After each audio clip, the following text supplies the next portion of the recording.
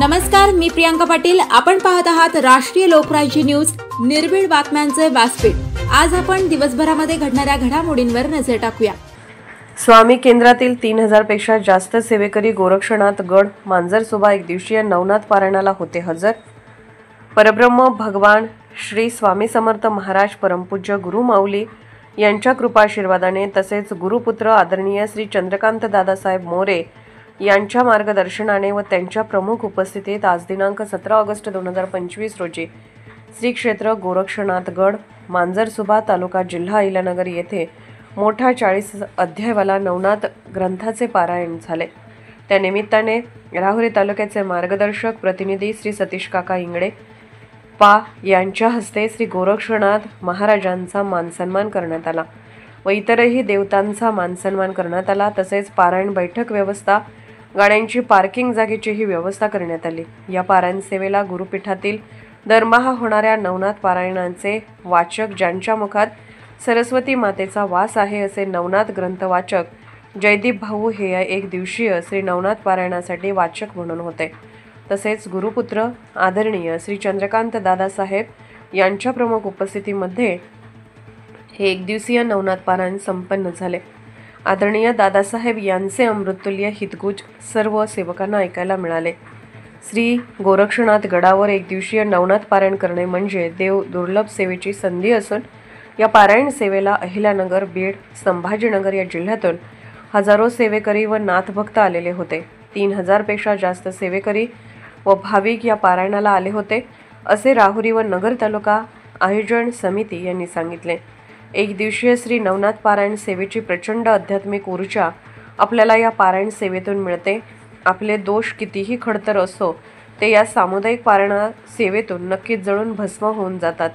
श्री गोरक्षनाथाच्या पवित्र भूमीत व गुरूंच्या पावन सानिध्यात हे पारायण झाले हे आपल्या सेवेकऱ्यांचे परम भाग्य आहे। तसेच या पारायणासाठी 500 रुपये प्रवेशपत्राचा विनियोग सद्गुरू परमपूज्य मोरेदादा चॅरिटेबल हॉस्पिटल उभारणीसाठी होणार आहे असे सूत्रसंचालनाकडून सांगण्यात आले। जसं आपण घरी नवनाथ पारायण केल्यावर आपण 9 मुलांना जेव घालत असतो तसंच आपल्याला हे एक दिवसीय नवनाथ पारायण सेवेचं पुण्य आपल्याला मिळावे यासाठी हे 500 रुपये प्रवेशपत्र ठेवण्यात आले होते। प्रवेशपत्र हाच आपला पास असणार आहे असे सूत्रसंचालनाकडून सांगण्यात आले होते। सांगितलं संत नामदेव म्हणून तुम्हाला अवतार घ्यायचा आहे, बलरामांना सांगितलं संत पुंडलिक म्हणून तुम्हाला अवतार घ्यायचा आहे। पहिल्या अध्यायामध्ये माशाच्या पोटातून कवी नारायणांनी यमुनेच्या काठाला जन्म घेतला म्हणून त्यांना माशाच्या पोटातून जन्माला आले म्हणून त्यांना काय म्हणतात, मच्छिंद्रनाथ। हे सांगत असताना सारांश सांगेल एका मिनिटामध्ये फक्त, लक्ष असू द्या जागेवर। आलं लक्षात?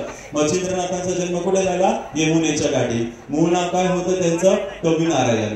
तिथून मच्छिंद्रनाथांबद्दल जर बोलायचं झालं तर नाथ संप्रदायाचे संस्थापक हे श्री मच्छिंद्रनाथ महाराज आहेत। आदिनाथ जे भगवान शिव ज्यांना म्हटलं जातं, भगवान शिव आणि दत्त महाराजांनी सगळ्या नवनाथांना अगोदर प्रिपेअर करून घेतलं। आपण पहिलीतनं डायरेक्ट 10वीत जात नाही, तशा नाथांच्या तपश्चर्या करून घेतल्या। आता एक दिवस बसायचं म्हटलं तर आम्हाला 10:30 वाजता लगेच चिप्स खावेसे वाटतील, लाडू खावेसे वाटतील। नाथांच्या तपश्चर्या एवढ्या खडतर होत्या की 12 वर्ष फक्त वायू भक्षण करून, म्हणजे हठयोग जो आहे, हठयोगाचे निर्माते ज्यांनी हठयोग सगळ्यांसमोर आणला ते नाथ, आणि त्याच्यातले प्रमुख हठयोग ज्यांनी आणला ते गुरु गोरक्षनाथ महाराज म्हणतात। आणि त्याच गोरक्षनाथांच्या तपोभूमीमध्ये वास्तव्य असलेल्या ठिकाणी पारायण करायला मिळणं ही फक्त आणि फक्त गुरुकृपा आहे।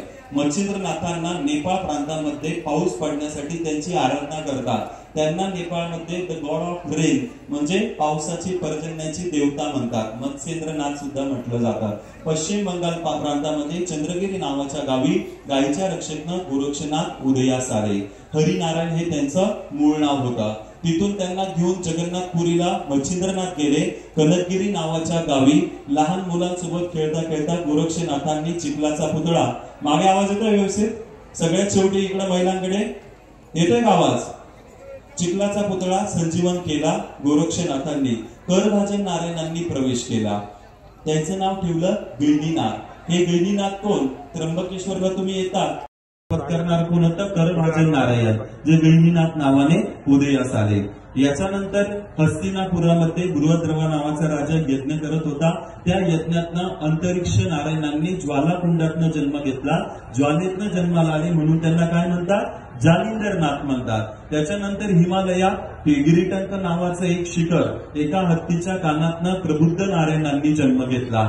हत्तीच्या कानातून जन्माला आले म्हणून त्यांना काय म्हणतात? तुम्ही बोला. कानिपनाथ. मूळ नाव काय होतं? प्रबुद्ध नारायण. याच्यानंतर एक गौडबंगाल नावाच्या ठिकाणी जालिंदरनाथ जातात. संक्षिप्तात सांगायला वेळ नाही. तिथे एक राजा असतो, त्याचं नाव होतं गोपीचंद. तो गोपीचंद नंतर नाथ संप्रदायात त्यांना सामील करून घेतात. स्टोरी खूप मोठी येते, पण एक एक नाथ तुम्हाला एका मिनिटात आपण सगळ्या नाथांबद्दल बोलणार आहोत. याच्यानंतर श्री राज्यातनं मच्छिंद्रनाथांच्या पोटी जन्माला आलेले असतात. त्यांचं नाव काय होतं? मीरनाथ. कौलिक नावाच्या ऋषींच्या. पारनेर प्रतिनिधी ठकसेन गायके. ताज्या बातम्यांसाठी आणि अपडेट्ससाठी राष्ट्रीय लोकराज्य न्यूज चॅनलला सबस्क्राईब करा, तसेच लाईक आणि शेअरही करा.